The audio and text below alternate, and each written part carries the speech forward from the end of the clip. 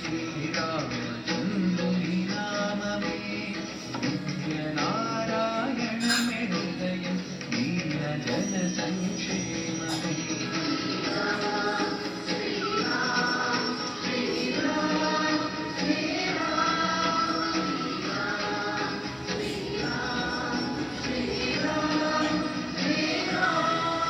ఇంకా ముద్రలు వేయండి, ఇంకా స్వర్ణం వేయండి.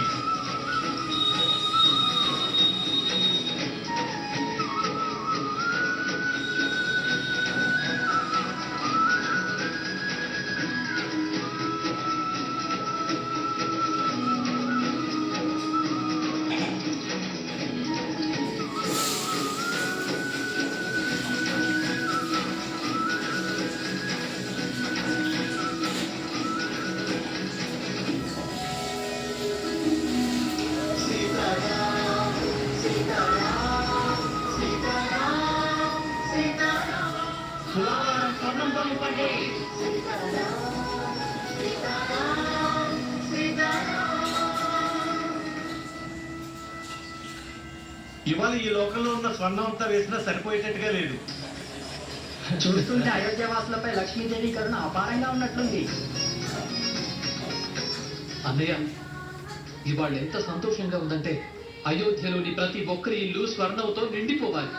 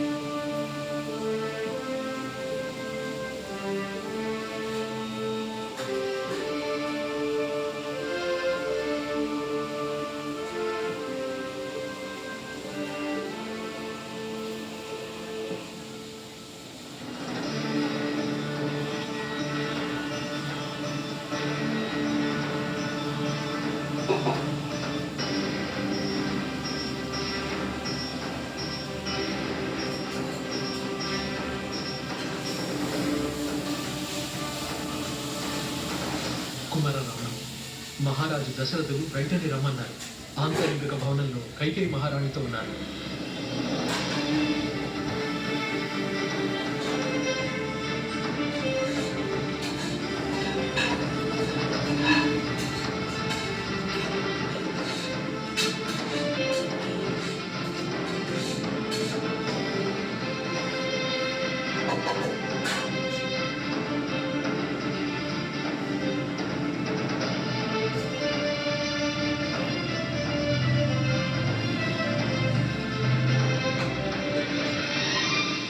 అందరూ నన్ను క్షమించండి,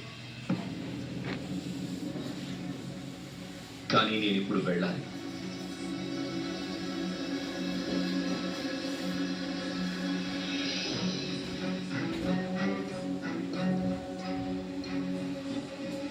లక్ష్మణ,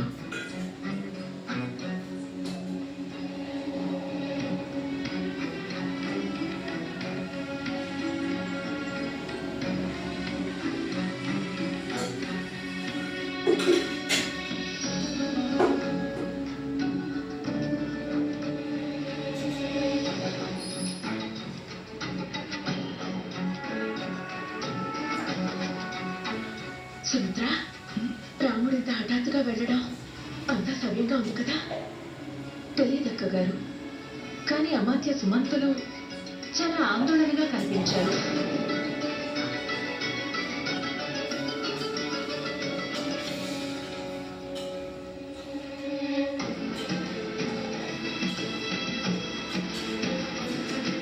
తండ్రి గారు కైకేయి మాతతో ఆ భవనంలో ఎప్పటి నుంచి ఉన్నారు? నిన్న రాత్రి నుంచి.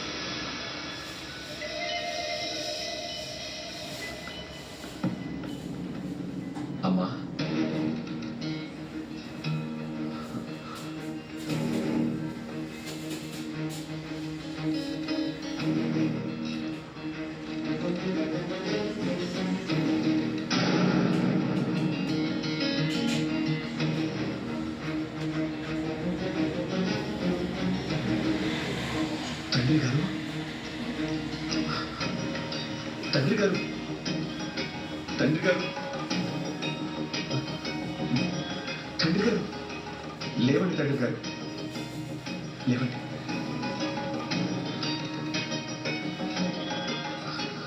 ఇక్కడ విశ్రమించండి తండ్రి గారు.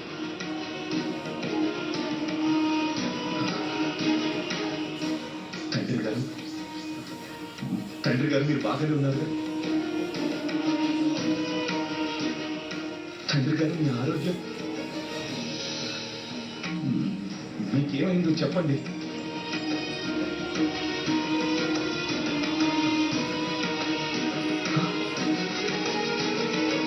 అమ్మా, మీరే తండ్రి గారితో ఉన్నారు కదా, ఏమైందో చెప్పండి మీరేనా?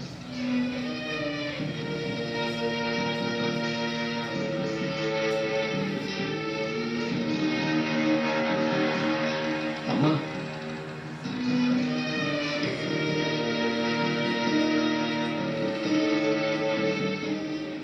తండ్రి గారు,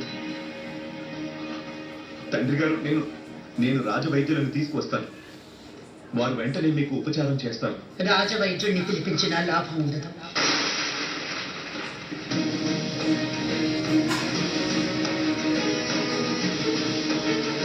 వీరి బాధ తనుగుది కాదు, మనసుది.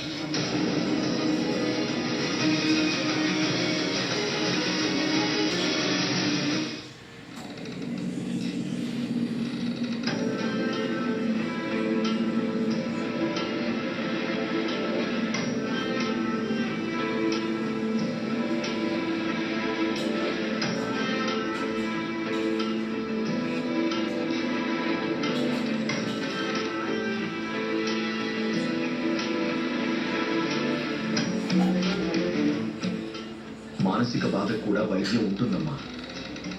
మీరు చెప్పండి, అసలు ఏం జరిగింది? ఎందుకు తండ్రి గారి మనసు ఇంతలా బాధపడింది?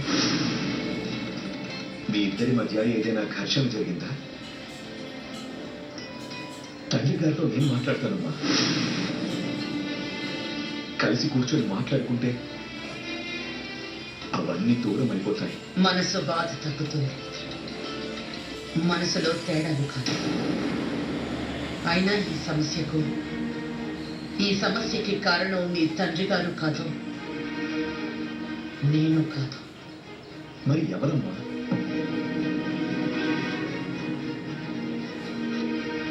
నువ్వు.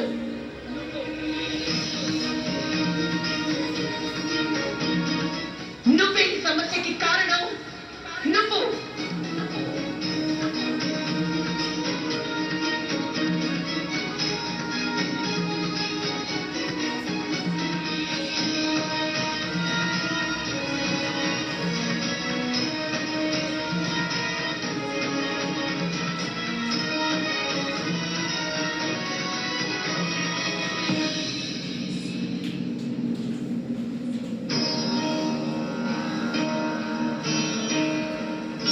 అలాంటి అపరాధం నేనేం చేశానమ్మా? దానివల్ల తండ్రి గారికి నేను ఒక సమస్యగా అయ్యానా? ఒకవేళ సమస్యకు కారణం నేనే అయితే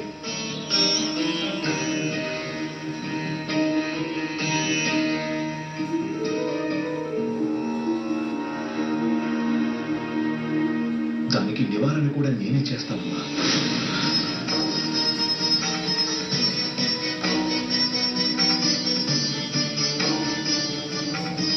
సమస్యకి కారణం ఖచ్చితంగా నువ్వే, కానీ నివారణ మాత్రం నువ్వు చేయగలిగేది కాదు. ఇవాళ నీ కారణంగా మీ తండ్రి గారైన దశరథుడు ఇవాల్టి వరకు ఏ రఘువంశజుడు చేయనిది చేయబోతున్నారు. వంశ మర్యాదకు భంగం కలిగే అపరాధం.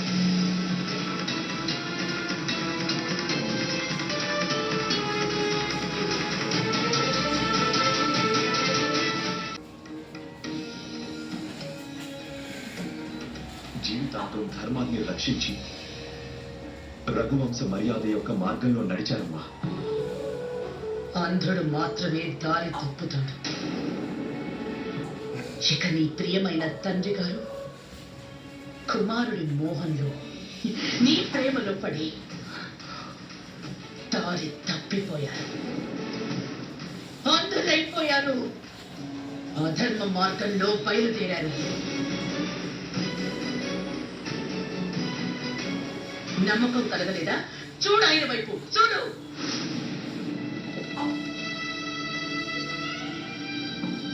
గౌరవం భంగం చేసేందుకు శూలం మాటలు రాకుండా చేసింది. నువ్వే దానికి సాక్షివి కూడా. వీరు రఘుకుల మర్యాదను నిలబెట్టలేకపోయారు, వారిచ్చిన వరాలను తీర్చలేకపోయారు. ఆయన్నే అడుగు, అడుగు మీ తండ్రి గారిని.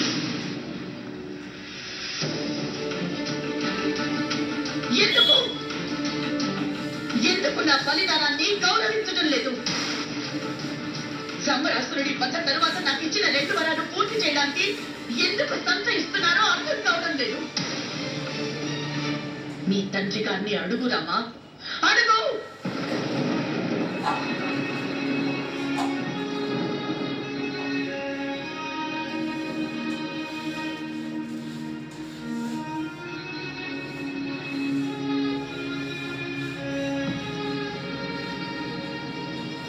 సంతానం ఉండేది ఇందుకే అమ్మా. పూర్వీకుల గౌరవం ఎల్లప్పుడూ నిలబడాలి. అసలు తన కుమారుడే కాదు, తన తల్లిదండ్రుల యొక్క కోరికను పూర్తి చేయలేనివాడు.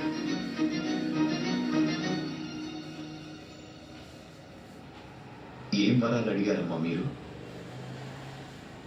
ఆదేశించండి.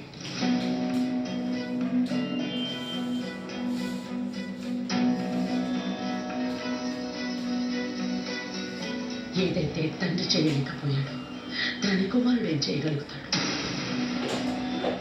అయినా సరే నిజంగానే నువ్వు వినాలనుకుంటే చెప్తాను, విను. నా మొదటి వరం, అయోధ్య సింహాసనంపై నువ్వు కాదు, నా కుమారుడు భరతుడు కూర్చుంటాడు.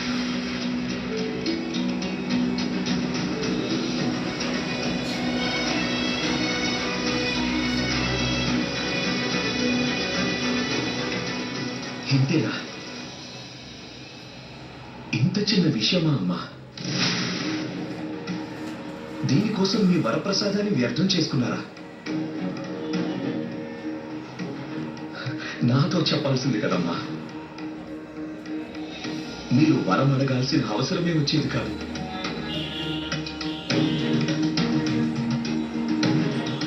నా భరతుడు రాజైతే ఇందులో ఎవ్వరికీ బాధ కలగదు కదా. భరతుడు లాంటి న్యాయపరుడు, ఇంకా పరోపకారి లాంటి రాజును పొంది అయోధ్య ధన్యమవుతుంది అమ్మా. ఇక 2వ వరం చెప్పండి అమ్మా.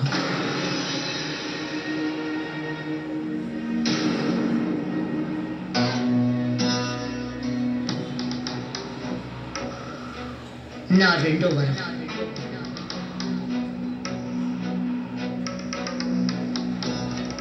నువ్వు వీలైనంత త్వరగా అయోధ్యని వదిలి 14 సంవత్సరాలు వనవాసానికి వెళ్ళిపోవాలి.